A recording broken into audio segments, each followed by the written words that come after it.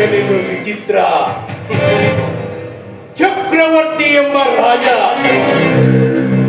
ನನ್ನ ಮಗಳು ರಾಜಕುಮಾರಿಗೆ ಸ್ವರ್ಗ ಲೋಕದ ರಾಜಕುಮಾರನೊಂದಿಗೆ ಮದುವೆಯನ್ನು ನಿಶ್ಚಯಿಸಿರುವಾಗ ಅವಳ ಮಗಳು ದುರ್ಗ ಸೈನಿಕನೊಂದಿಗೆ ಚಕ್ಕಂದ ಆಡುತ್ತಿದ್ದಾಳೆ.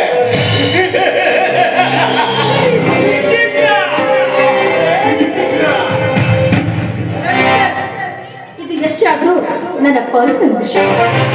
ಈ ವಿಷಯದಲ್ಲಿ ಹಾಕೋದಕ್ಕೆ ನೀನು ಯಾರು? ನಾನು ಯಾರು? ಏನು ಅಂತ ಮಾತನಾಡ್ತಿದ್ಯಾ ಸಂಧ್ಯಾ? ನಾನು ಯಾರು ಅಂತ ಕೇಳ್ತಾ ಇದ್ದೀಯಾ?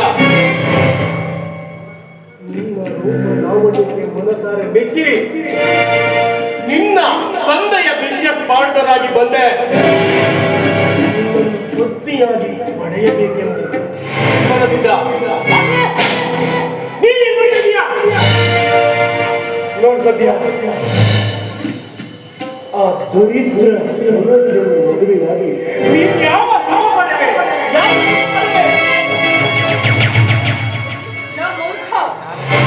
ಕಮಲಯ್ಯು ರಾಜಹಂಸರಿಗೆ ಮಾತ್ರ ಆಶ್ರಯ ಕೊಡೋದಕ್ಕೆ ಇಷ್ಟಪಡ್ತಾಳೆ.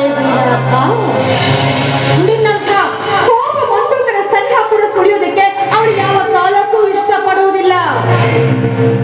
ಹಲೋ ಲೋಕೇಶ್ವರ್, ನೀನು ನನ್ನ ತಂದೆಯ ಬಿಸ್ನೆಸ್ ಪಾರ್ಟ್ನರ್ ಆಗಿರಬಹುದು ನಿಜ, ಆದ್ರೆ ಅದನ್ನ ಬಿಟ್ಟು ಹಾಕಿ ನನ್ನ ಲೈಫ್ ಪಾರ್ಟ್ನರ್ ಆಗಲಿಕ್ಕೆ ಪ್ರಯತ್ನ ಪಟ್ಟಿದ್ದೀಯ. ಆದ್ರೆ ಮಗನೇ, ನಿನಗೆ ಸಿಗೋದು ನಾನಲ್ವೋ, ತಿರುಪೆ ಪಾತ್ರೆ ಅಷ್ಟೇ. ಸುಮ್ಮನೆ ಆ ವರ್ಷಕ್ಕೆ ಕೈ ಚಾಚಿ ನಕ್ಷತ್ರ ಬೇಕು ಅಂತ ಸೋಲೊಪ್ಕೊಳ್ಳೋ ಮೊದಲು ತಲೆ ತುಂಬಿಕೊಂಡಿಲ್ಲ ನನ್ನದೇ ಅಭ್ಯಾಸ ಅದನ್ನ ತೊಲಗಿಸಿ ಬಿಟ್ಟು ಹಾಕಿ ಯಾವುದು ಹುಡುಗಿ ನೋಡ್ಕೊಂಡು ಮದುವೆ ಆಗಿ ಜೀವನ ಮಾಡ್ಕೊ. ನೋಡ್ತೀಯ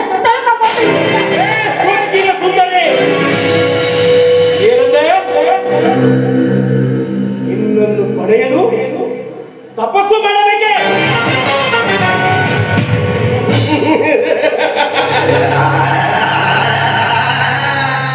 ಈ ಸಾಮ್ರಾಟ್ನ ಕಪಟ ಕಾರಸ್ಥಾನ ಹೊಂದಿದ್ದರೆ ಸಾಕು.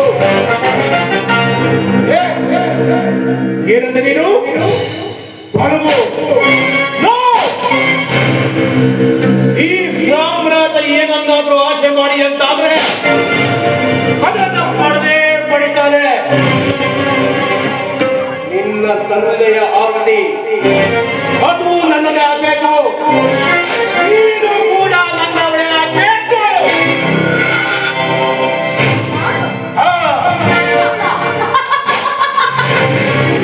ನಿಮಗೆಲ್ಲ ಹುಚ್ಚು ನೆತ್ತಿಗೆ ಅದನ್ನ ಈ ರೀತಿ ಆಟ ಆಡಿಸ್ತಾ ಇದೆ ಅಷ್ಟೇ.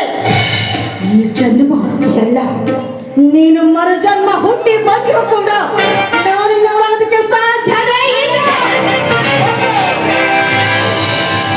ಅಸಾಧ್ಯ ಎನ್ನುವ ಮಾತೇ ಇಲ್ಲ ಈ ಸಾಮ್ರಾಟನ ದೃಷ್ಟಿಯಲ್ಲಿ. ಒಂದು ವೇಳೆ ನನ್ನ ಅನಿಸಿಕೆಯಂತೆ ಆಗದಿದ್ದರೆ ನಿನ್ನ ಮತ್ತು ಸೂರಜನ ಜೀವನದಲ್ಲಿ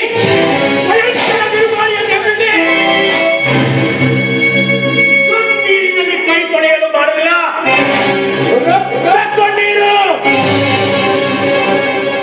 ಹಾಗೆ ಮಾಡಲಿಲ್ಲ ಅಂತಾದ್ರೆ ನನ್ನ ಹೆಸರು ಸಾಮ್ರಾಜ್ಯ ಅಲ್ಲ. ಈ ಸಾಮ್ರಾಟ್ ಏನ್ ಹೇಳ್ತಾನೋ ಅದನ್ನೇ ಮಾಡ್ತಾನೆ.